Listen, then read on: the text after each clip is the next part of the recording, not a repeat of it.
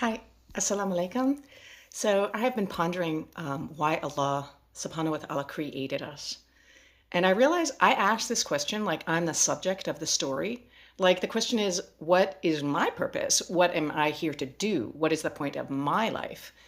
But there's another way of understanding this. First of all, we know that Allah subhanahu wa ta'ala in his pure essence is beyond all relation, beyond all description. He needs absolutely nothing. But Allah also has another aspect called al-uluhiyya, divinity. God as the one who is powerful, who is creator, who is sustainer, who is generous. And those names are relational. They face outward towards us, because a creator with nothing to create isn't functioning as a creator, and a provider with no one to provide for is not functioning as a provider. So Ibn Arabi tells us that if it were not for us, if not for this world, if not for everything that exists, no effect of the divine names would ever become manifest. So we aren't the subject of the story.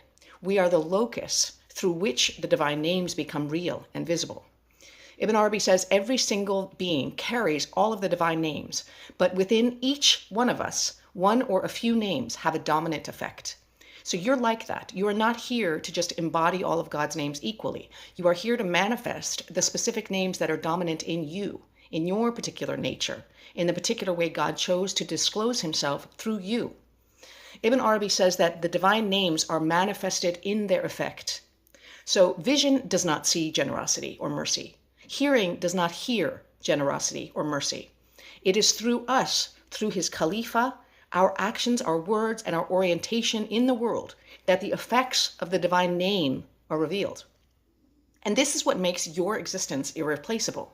Because when someone encounters your specific quality of generosity, or your particular way of showing mercy, or your characteristic tenderness, Ibn Arabi would say that they have literally witnessed a divine name in form, not metaphorically, because the form is the divine name made visible. So the question isn't simply, why did God create us?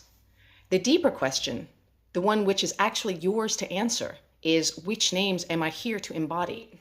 Because that's your purpose, not in some vague spiritual sense, but specifically discovering which divine qualities are most alive in you, and then live from those as fully as you can.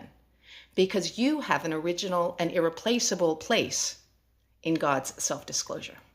Have a beautiful day.